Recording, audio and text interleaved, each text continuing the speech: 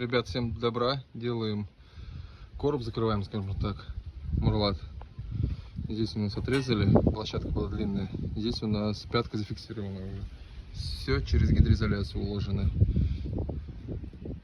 Сделали маленько. Дальше вытянули стойки и сделали вот такой вот. Сейчас на солнце не видать, наверное. Вот.